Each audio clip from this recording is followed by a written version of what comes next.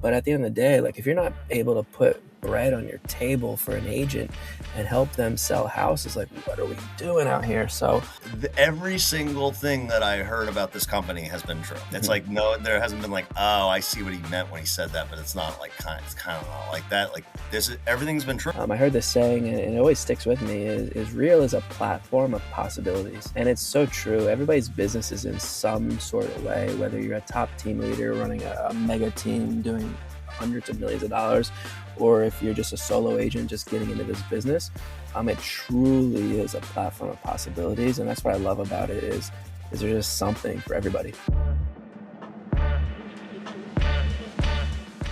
You're listening to Make Your Own Key. I started this podcast to have authentic conversations with agents and cover the hot topics about the real estate industry and how to build profitable real estate business and teams.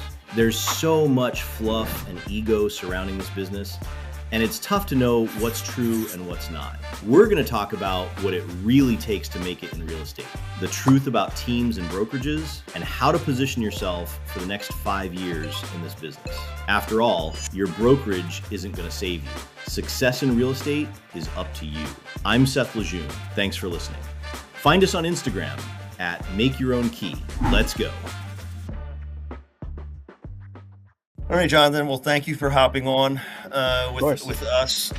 This isn't really a show. This is more of just like a chat. So fireside chat. And God knows I need a fire now. It is like the heat pump in my office has just been running and running and running and running. It doesn't know what to do. It's so funny. Every time I hear a fireside chat, I don't know where it originated from, but I said the same thing. I did a talk for Follow Up Boss in Philadelphia, and they're like a fireside chat. And I was like, this is just weird sitting on a stage on a chair.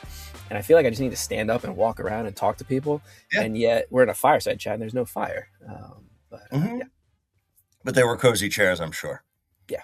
I'm also in South Florida right now where it was 84 degrees yesterday. Yeah, Jonathan. Hold on. I do need a fire because this morning it was 38 degrees. And that's a big difference. Listen, nobody's going to watch this now because you mentioned and you gloated about your fucking weather. We were going to wait till the end to talk about that. No, it is. I was telling a team member that, like, I don't care what the thermometer says. There is like an extra bitterness to this cold. And somebody used to work outside. Like I can tell. It's like just not warm at all. And I don't think it's going to go above like 25 in Philly for like the rest of the week. And then we're supposed to get more snow.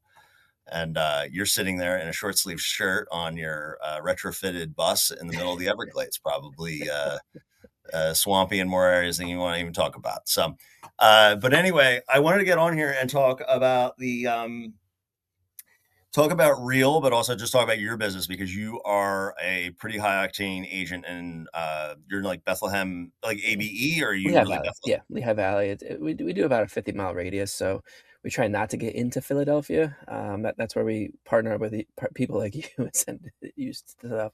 But other than that, no. Mostly Lehigh Valley, Pocono area, and we'll go out to a little bit of Berks County as well, and then a central part of New Jersey as well. So we'll spread our wings. Oh, you do hop over to Jersey? Yeah, we try to stay within the 78 corridor. So basically, just draw a line 78 from Easton to New York City. We'll handle all of that until you get in Hoboken. We would not deal with Jersey City and Hoboken, all those areas. But other than that, our agents love it out there in Central Jersey. That's interesting. I didn't know because my wife grew up in Madison, New Jersey, so like right at Short Hills. Yeah, Short Hills Mall is like the place for everybody there. Yeah, well, that's like it's kind of like in Philly. It's like, you know where the King of Prussia Mall is? Like, yeah, okay. Well, then I like they go because you try to name a random town in Philly, and it's like, okay.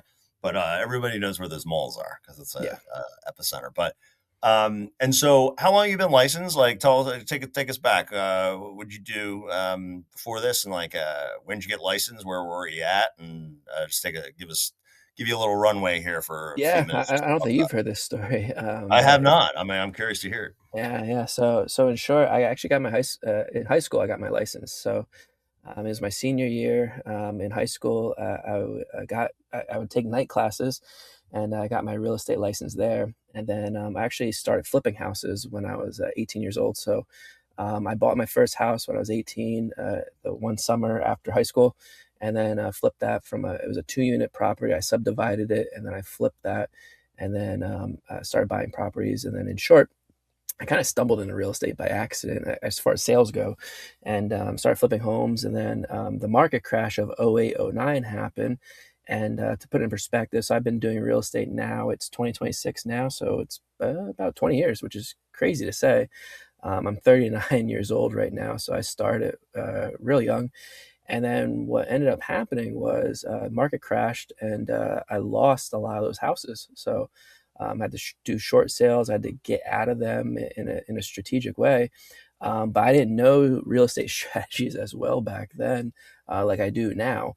So I really gutted it through, and then moved back in with my parents at the time. And then what we started to do was um, I needed income. And so I had all these relationships in real estate, didn't know what to do with them. So I started selling real estate. And so that's how I started my business, is selling and helping investors buy properties, because I knew at the end of the day, I knew I'd handle buyers and sellers.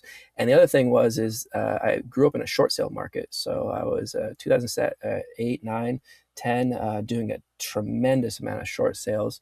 And in short, selling about 80, 90 homes a year during that time, and really just helping people navigate short sales. And it was actually amazing. I look back at it now, being able to walk into somebody's house and actually tell them I've personally gone through a short sale, and they'd look at me like, what? Yeah. And I'd be like, yeah, no, I personally went through this. And I started to learn that transparency and just telling people like the hard stuff that you went through open them up so much. And I learned that skill real quick, and I pass that on to my team members now, where you just have open and honest conversations with people, be transparent with them, and don't be afraid that you have all the answers. Don't be afraid to show them some of your low sides of things. It really solidifies that bond. And I really was able to help hundreds of people through short sale situations, not get screwed over by the lenders. And I took a lot of pride in that, from turning a bad situation that I went through personally into literally helping hundreds and hundreds, if not thousands of people get through that process during those couple of years. And it's funny looking back on it now, there's hardly any short sales right now. And so shut down that part of the business, and not really doing many negotiations of that. But in the beginning of my career, that was a huge part of our business, and one that I really took pride in. Cool. But yeah. And so short sales ended. Yep. For the most part. But then so because I met you out in Utah with Dustin. Yep. And you talked a lot about how you built your business. I didn't know any of that. Yeah. So I was a single agent. And yeah. So you were a single agent, and you kind of like built your business, like you just rebuilt the whole thing again. Yeah, from scratch overall. And then so I was a member at a company called DLP Realty at the time. So I started out at Keller Williams for about 4 or 5 years. They were the hottest thing at the time, going over all that. And then the owner of that went into independent brokerage. They actually left Keller Williams and went into independent brokerage. And so I learned a lot during that time. And it was the first time I learned about goal setting and goal planning and all that. And at the time, it was 2008, 2009. That's when that happened. And then what ended up happening, though, was in 2017, my son was born. So I was selling homes all the way up until 2017. 2017 is when life really got a little strange. So I had my first son, Finley. He's 9 years old now. And what ended up happening was I got out of production completely. I started sales managing the team that we had. I was an individual agent on that team. Like I said, closing 80, 90 transactions a year consistently. And when I went into sales management, it completely changed my world. I went from selling homes and helping clients to now helping agents, which, if you guys don't know, is a completely different world. You're going from just the thrill and the crushing of souls. I would just be like, hey, I'm going to walk into this house. I'm going to help them buy a home. I'm going to help them sell a home. I'm going to help them invest in a property. Yeah. I would get such a rush out of that, like such a rush, to like managing agents where I'm like, you're not going to pick up the call. You're not going to do this. You're not going to do that. Like, what are the consequences? So I started to learn people management, and that was rough. Like going from like sales and you want them all to be like you, to realizing that they're not all like you, and you have to teach them all different ways and all that. So I learned sales management pretty quickly over the next couple of years. Literally a couple of years, and lots of failures, lots of that. But what I didn't realize is that I had a mentor named Don Wenner at the time, and it's still very, very good friends with him now. And he told me at that time, when I was like, you know what, I just want to do sales the rest of my life. I was making more money, doing more things, but I didn't realize there was a true balance to everything. And he says, you'll never grow if that's how you're going to like think. And he was absolutely right. Like, looking back on it now, is if I didn't learn the people management side of it, you're not going to be able to grow into the 2,200 home sales that we turned it into, the 15,000 homes that we've sold over the last 20 years, basically, to everything that we've built here, from a title company, mortgage stuff, partnerships with Real, everything. And none of that would happen if you don't learn the people side of the business. So that 2017 mind shift and mind adjustment was rough at the beginning, like just from an income standpoint, to just a fear of the unknown and wonderment, to like, wow, look at everything now. It's been an incredible journey. Well, I would say your arc is steeped with experience and steeped with lots of different things. So like I was licensed in 2015, so like I didn't have to go through the fires of like a massive. Now I know there's other people in the country who are steeped in massive affordability problems and short foreclosures, and probably a lot of the agents in the state that you're sitting in right now. Yeah, Florida right now, I'm in a market right now that on average, now it's not everywhere, because there are certain pockets of Florida that are super hot still, and not weather-wise, but like super active with real estate. But most of the state right now is at 5 to 6 months of inventory on average. So you list a home today, on average, it'll take them 5 or 6 months just to sell it, which is completely different than the Lehigh Valley and the Northeast, where we service actively, where, I mean, the average day on the market is still like 26, 27 days. And I don't even know that. I mean, I think that's like, I mean, I don't have that average days on market with my business. And I know there's other people that do, but that number, even during COVID, seemed really high. I was like, things are flying off the market. Well, I mean, like, it wasn't a matter of getting an offer. It was like, how many offers and how high can we get the price to go up, Exactly. So, but no, I mean, that's great. And so you were a KW, and then you were a DLP, which I knew about when it was up and running. What ended up happening with DLP? And then, did you move to Real then, or did you have a stutter step? Did you go somewhere else? Like, no, there's a stutter step. Yeah. So in short, so at DLP, what we were doing, we were selling a massive amount of new construction homes. So we were actually selling homes in Florida, Georgia, North Carolina, and had big new construction contracts. So what was happening was DLP was formalizing the capital for these investors. And then what we were doing was we were partnering with them on the broker side to help them sell the new construction homes. So we had a great gig with that. And then home building started to slow down significantly. Things started to go different that way. And then the capital side of it all shifted. So what would end up happening is we go to a state like Florida, sell 400 or 500 homes at a clip in like an 8-9 month period. And then what would happen is I'd be stuck with, I shouldn't say the word stuck, but stuck, for lack of a better word, with 8 or 9 agents that I hired, trained, hired a sales manager for them. And then we'd be like, all right, we have no more new construction homes down here, and we're not going to open up resale division. What are we going to do with them? We had to let them go. And it's just an unfortunate thing. And I'd like spend months finding this talent, getting this talent, amazing people, but we just didn't have the systems and processes to help them as an independent brokerage, to really, like, we didn't want to hire a broker in that state, then get like an office. We just didn't need all of that. We didn't want all of that.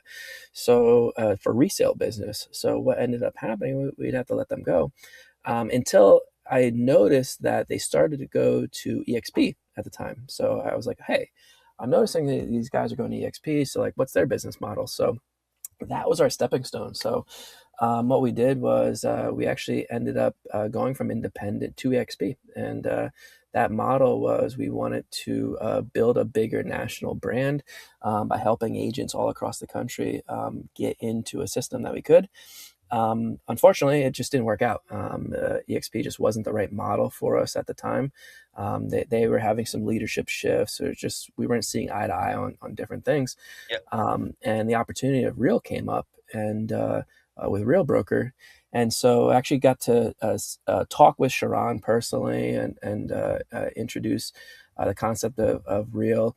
Got to speak with Tamir, and just the leadership overall was just completely different. But then the major thing that really made a shift for me is I made this decision in about a 48-hour period. So I think it happened on a Friday where I'm like, hey, I'm ready to leave EXP. And then had a meeting with Sharon. It was Sunday afternoon. I was literally driving back from my kids' soccer games. And Sharon and I had my wife drive our car, and then I was on a conference call with Sharon, or a video call, I should say, with Sharon, and we were just going over a bunch of different things. And I watched a man take action on some of the requests I had, some of the things that EXP just couldn't handle at the time. And something that was taking EXP 8 or 9 months, and I won't get into details on that. I'm not here to throw people under the bus or anything like that. But the one thing I will say is something that was taking them 8 or 9 months to handle, Real handled in about 48 hours. It happened very quickly. And I noticed that things were different. And I'm like, all right. So that was over the weekend. And then literally on Tuesday, I made the decision, told the team about it. And what happened was I met with my leadership team, obviously, on that Monday. And what happened was when I told my team that Tuesday, I had this reaction of like, they were like, thank God, we were so happy. That's the best. And it was so surprising to me. I actually was not expecting that, to be honest, because we run a tight ship and we have a good thing going on, like our systems, process, all that. But then I noticed, I was like, wow, this was a relief to them. And it really hit home to me. So that was about a year and a half ago. That was March of last year, not this year, but or actually I should say 2024 now. And when we moved, it was just an incredible experience moving over, a breath of fresh air. But I will tell you, to be able to like get agents into a platform like Real, to get agents into something where I don't need to personally like onboard them on every aspect of it.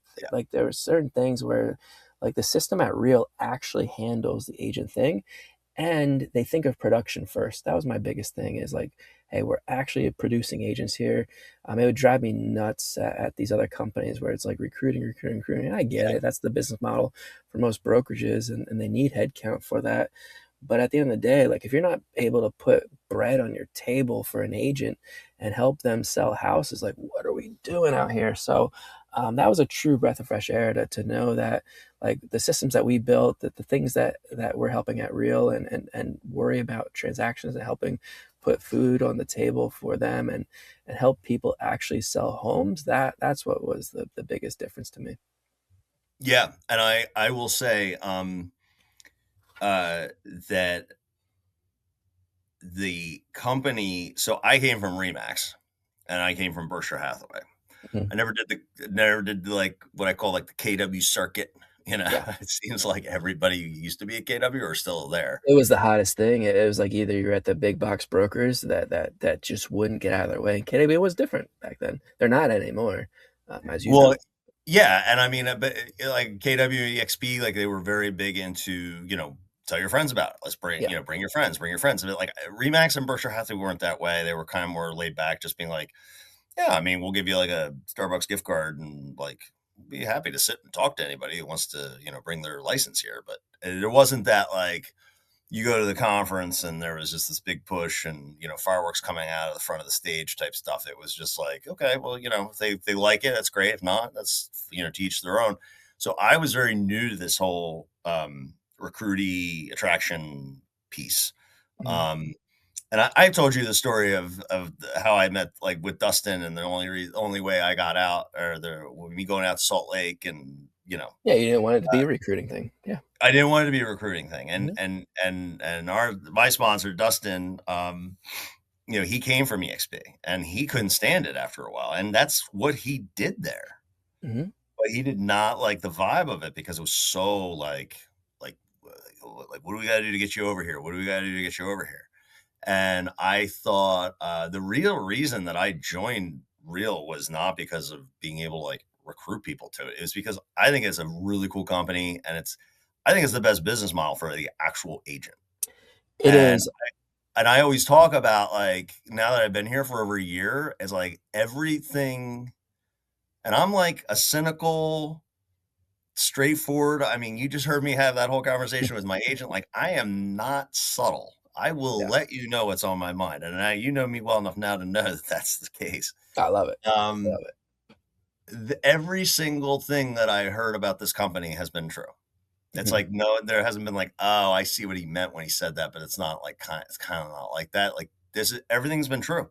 Yeah. And just the vibe And and don't get me wrong, it's not for everybody. It's not for yeah, everybody, and I'm not here to make this a recruiting pitch, but at the end of the day, I heard this saying, and it always sticks with me, is Real is a platform of possibilities. And it's so true. Everybody's business is in some sort of way, whether you're a top team leader running a mega team doing hundreds of millions of dollars, or if you're just a solo agent just getting into this business. It truly is a platform of possibilities. And that's what I love about it is there's just something for everybody. yeah. Well, I always say it's like we're like, so I come from my family owns a hospitality company. Um, and the saying in hospitality is like, we're in the business of saying yes. They all co-opted that Disney mantra, you know, idea of like, we just, the customer's always right or whatever. Yeah. And as a real estate company, though, the companies that I was with previously, they were very much into telling me why things couldn't happen. Mhm. And for somebody who's like, I'm not an early adopter, I am not a barrier buster by any stand. I'm actually a little bit more of a rule follower than you would think. But this entire company's philosophy is to say yes. And it's like, Mhm. yeah, let's try it. Let's do it. Yeah. And that's, I think, what you felt on that call after 48 hours and Sharon getting on with you and being like, okay, your old company can't do this, but we can be nimble and flexible because that's Yeah. really what the agent needs, man. That's all it Um, is. Mhm. yeah, because I brought over agents where like every single person's business is different, Yeah. made up of different agents, different systems, different things that they like about their business that they don't want to let go. And there's some conformity you have to roll into. Mhm. Otherwise, like, the company's a scattered mess. The one thing that I have heard more and more that people really, really enjoy is the fact that the model at Real is consistent, whether you are selling a shithole in Kentucky or you're selling a house in the Hamptons, everyone's on the same split. There's no Mhm. deals. There's no sign-on bonus. There's no marketing dollar. It is like literally like the platform speaks for itself. Yeah, no, I think this is me just personally speaking. I think that's why Keller Williams has been in trouble for the last several years. Is they created so many sweetheart deals that when sweetheart deals start getting out in the Yep. public and different things, it's like, all right, what are you gonna do for me? What are you gonna do for me? And so Mhm. yeah, when I talk to a KW agent right now, I mean, yes, most of the time it's just lack of support, lack of this, but then it's me trying to break down their business model because there's a financial end of all of this. And it's like, all right, well, what is your split? What is your cap? What is your this? Because I know Mhm. there's so many sweetheart deals out there. And that was one thing that I really enjoyed about with Real is like literally we were the number one team in the state of Pennsylvania moving over. There was all these there was all these brokerages willing to give us this, give us that, give us this. And Real's like, listen, I don't care how big you are, this is our model. Yeah. And I found more respect in that kind of, they said it in a nicer way, but I Yeah. found much more respect in that than I do because I know the long term growth of this. If we're truly one real, if we're truly a we is bigger than me mentality, if we truly want to see the stock grow, see the company succeed, see everybody win, and be part of that mentality, you have to look at it that way. And I saw the long term growth on that more than just a short term like gain, and long term is always better with that kind of thing. Yeah. So, talk to me a little bit about your team. So, are you still the number one team in Pennsylvania? Yep. Yep. Yeah. And so, how many units? Like, just break open like how many units, like volume, like what do you do? Um, like what is your team made up of? Like, just walk us through like just org chart and Yeah. then like just volume. We don't need to like talk about it, but Yeah, no worries. So in short, so volume is about $200 million a year right now, a little over. And then as far as like agent wise, we split it up into listing agents and buyers agents. I truly believe that a listing agent, when they're fed, like they're fed, but they're very specialized in what they do. So I have 6 listing agents, and then the rest of the team compromises of buyers agents that are training up to be listing agents.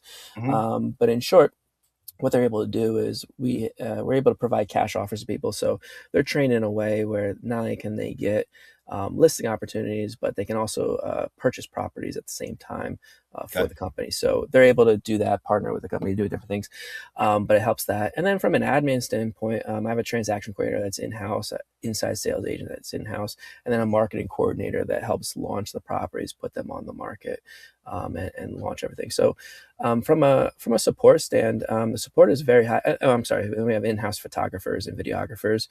So we'll go out, take Is that videos of Timmy? everything. What's That's that? Timmy? Is that Yeah, Timmy? yeah. Timmy He's Dodge. one of them. Yeah. So what we're able to do is do a tremendous amount of content and help build the agent's brand while Mm-hmm. supporting the team overall. So what that does is it gives the agent a real runway to get creative with different things, yet have a massive team behind them that's able to provide leads, provide deals, and provide really support structure on everything else. So that's really the team aspect of it. So you have Um, one TC, one marketing director, and one ops yeah, yeah. person? Hmm. I just got off the phone. I just got off the horn yesterday with a guy from Atlanta who's got a lot more than that, and he doesn't do 200 million in volume. And that's why I said to him, I'm like, I'm not sure you have. I think you've got five or six people doing the work of like 2 or 3, Yeah. but he doesn't have really clear set like roles and responsibilities. Like, he doesn't have lanes for these people, and they're all starting to get pissed off at each other because they're picking up the slack and making up for mistakes. Yeah, So so we're very methodical in that. So we call it RREK, a role, responsibility, expectation, and key number. So every member of our team has an RREK. So they're responsible for something. So it'll lay out like, hey, what are you actually responsible for? So like a transaction creator, their goal is really to get it from under agreement through closing with minimal hassles. That's basically the responsibility. But then we lay out like, hey, what is it specifically that they're doing? All the way down to like, hey, they will assist you with e-signature, but they're not going to do the e-signature for you. So like from an agent standpoint, so they're there to assist, but they're not there to do it for you. Because now my TC is licensed, so they can have conversations that they need to, but that's not the goal. Like we don't want to make lazy agents. We just want to empower agents and make them better. And then we have what's called key numbers. So like they're assigned to a key number where it's like, hey, they can handle this. So like my average TC can handle 50 to 60 deals per month on average, like one person. So you don't need 3 people to handle like 10 or 15 deals. And I also see just from consulting with other teams throughout the country, their overhead is way too high on like what you just said on handling 2-3 jobs. Like they don't need all of that. And that team leader is probably drowning in I could see the gray in his face. I mean, he just had this, didn't know which way it was up and down, up or down, and I felt bad for him because he's kind of like built this monster. And I think that's like a huge issue. And when you and I talk about this all the time with these teams, we were talking between Christmas and New Year's about like, we were having like one of these, what does it all mean conversations about team leadership? And, is that the right vehicle? I don't think that there's enough agents asking the question, like, is a team really the vehicle for your license for the next 5 to 10 years? Might have been, or you're a high end, like indie producer, but like, is that team like a team's like a whole other thing. Like you're building like a whole organization company. And I think it's just, everyone plods along. It's like, okay, well, you got too much business. And then you hire a TC and then you hire like, you get some admins. It's like, okay, well, do I just start a team? And like, there are so many options out there now, where I think there's a lot of team leaders who their ass is in the wrong seat.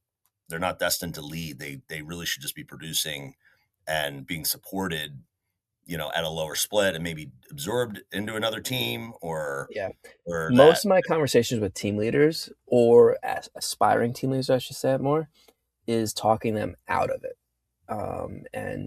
Because they're just not, I've been there, I've done it, I've seen it. It was 1 to 2 years of pain, like hard pain. And they're not ready for it. And what was the switch though for you? Because you're obviously team leader. I mean, you're not in production, but you said 1 to 2 years of pain. What was the thing that changed after 2 years? So it comes down to simple thing. It's that RREK, like what you said earlier. Like when people don't know their responsibility, when they're not held accountable to it, and then you're not training them to the actual responsibilities that are laid out for them. That's just where everything is messed up. So like, so if you like just come up to somebody and be like, hey, I want you to do this, and then they're like, okay, because everybody's like says yes, and because they want to impress you or do whatever. And at the end of the day, they don't know how to do it, and then you don't follow up with them. And hey, did it get done? Like we're in the business of executing. We're not in the business of like. At the end of the day, sometimes I don't care how you get it done, like as long as we execute it. But a lot of times, people just aren't empowered or trained right to even know what they're doing. So, like as an example, on a team leader, one of the biggest mistakes that most team leaders do is they'll take their personal production, like say they've sold 100 houses and they now have 100 past clients, and they're like, okay, now I'm a team leader, I'm not going to do any more business. Well, that's a huge mistake, and I've been down that road before, because what ends up happening is those 100 clients that know, like, and trust you and have been giving you referrals, and then you give them to some random agent, or you tell the agent, hey, these are your clients now, you're going to help them out. And what ends up happening is everybody just drops the ball because they're not trained properly. They're not you. And you're going to watch most of that business go out the door, and you might retain 10% of it. And I see that happen over and over and over, where you thought you built this big thing, and then all of a sudden it just crumbles, because now those agents are making the phone calls for you on your behalf, and they're not you. And there's a big training responsibility and accountability responsibility on that end. If you don't have those both dialed in, you're going to watch your business slowly die if you're not producing. Yeah, because that's where, like, you and I were talking over the holidays, like maybe like as I was talking about, like getting out of servicing and being able to sit at the top and feed the funnel and all that. And then I don't even know how. I think the algorithm. I think Zuckerberg just heard me over the loudspeaker of my phone, and like I think started feeding me Eric Hatch. And not to make his ego any bigger. Hopefully his head fits through the door up there in North Dakota still. But just like the different types of models that can be had out there. That was another. I've told that story now a few times, even though it's only a month old. Is that like you, like at Real, and Eric and at Real, like we have no incentive to, we're not like sponsors or anything like that. Like you guys, like everybody just says yes. And everybody, like that includes like, hey, like you need to, let's talk shop. Like, let's fix the problem, and that was how Dustin was the entire time from 2020 and all the way to 2024. And he probably knows me, remembers those conversations a lot less than I do.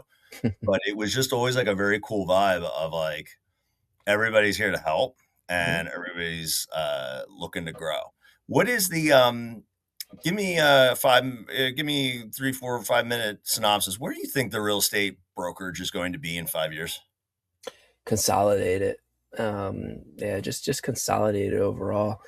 I mean, so you have a couple forces right now. I mean, there's too many, like, what do you call them? Like legacy brokerages overall. I think they will truly consolidate. I think there will be. You mean like the RE/MAX and the? Yeah, I mean, there's a lot of talks of RE/MAX and KW merging. Is that a possibility? Yeah, I could see it. Is it going to happen? I don't know. But I think more brokers are going to consolidate because they just don't have the profitability overall. I see teams being just like they are the brokers basically. I mean, they don't have all of the overhead and the legal stuff. But at the end of the day, like the teams are the brand. Like the big brands are gonna win. Like people aren't like just calling up RE/MAX and being like, "Hey, send me an agent." No, it's all about it's all about the brand. It's all about the personality behind it. That's where all the business is being driven.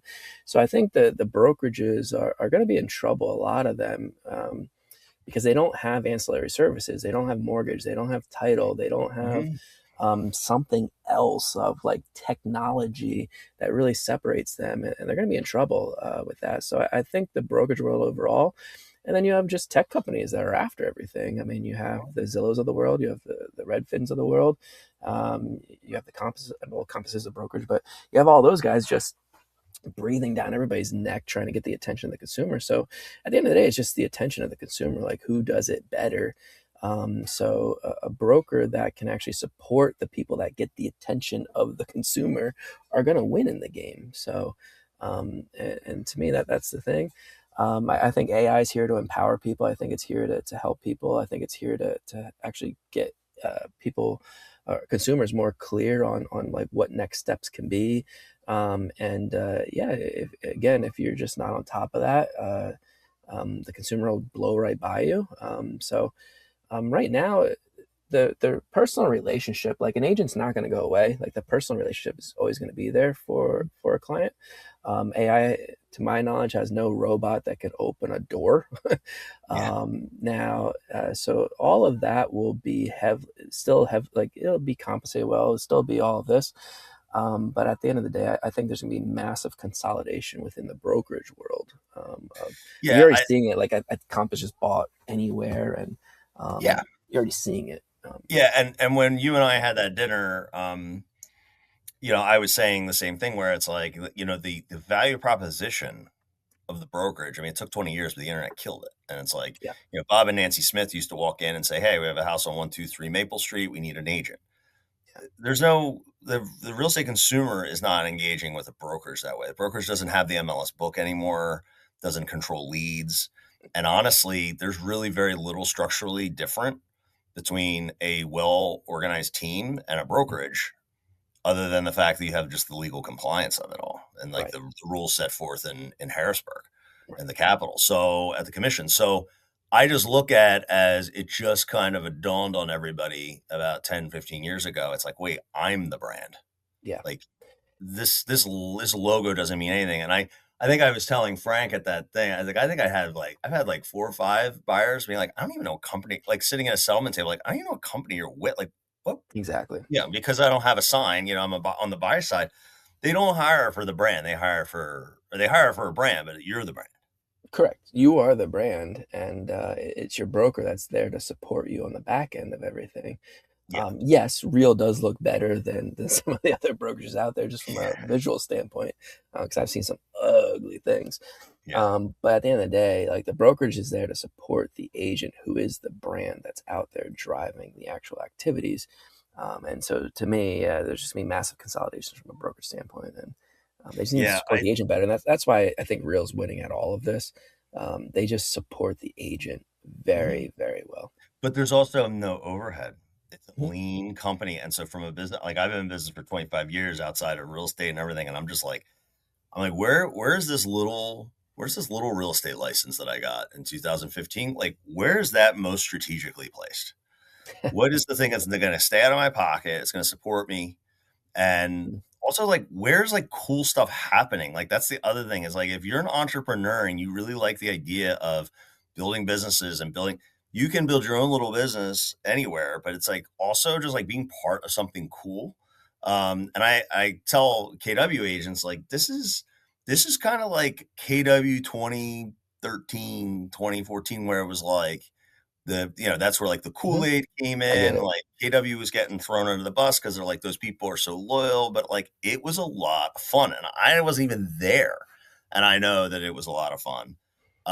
So it's funny, this morning, my lender actually told me that my lender on our sales meeting this morning. He's a smart guy, really smart guy. He goes, yeah. He was at the meeting, and I was laughing because he goes, I really can't say this, but he goes, Real is just cool. Like, he goes, if I had a real estate license, I know where I would hang it. And just like watching everything you guys are doing, everybody at Real is doing, he goes, it's different. It's different. Yeah, dude, I just want to build cool shit with cool people. I don't need a brokerage to train me on how to sell a house. Like I'm good. I've paid my dues. And honestly, if you're an agent out there who doesn't know how to do that, like you should be more worried about joining the right team than the right brokerage. I tell people that all the The time. right team is going to be the vehicle. If you've got your little license and you're stuck in the muck and you've been in the business for a year or 2 or 3 or 4 or 5, and Well, you're the funny thing still, is, that was in my presentation when I did at Utah. When I walked people through, it's like, all right, if you're a brand new agent, you Yeah. have two options.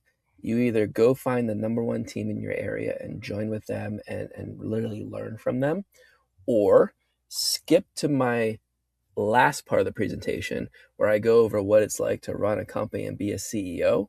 Because guess what, baby? That's what you are as an individual new agent. Yeah. And good luck with handling that. everything I'm about to lay out to you. Yeah. Like, Yeah. It's not going to happen.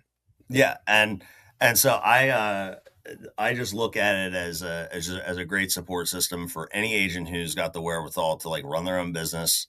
And I always say I looked at KW 3 times. I looked at Compass 3 times. I looked at Real once.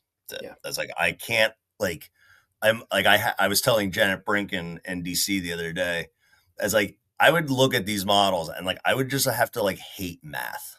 Like the math itself is not even close. So then it's like, okay, so then you'd have to have overcoming factors at those other places for me to go and justify spending that money there. So like, if you're just like a mathematically like bean counter type team, like realtor, it works. But if you also just want to build cool shit with cool people, it also works. Mm-hmm.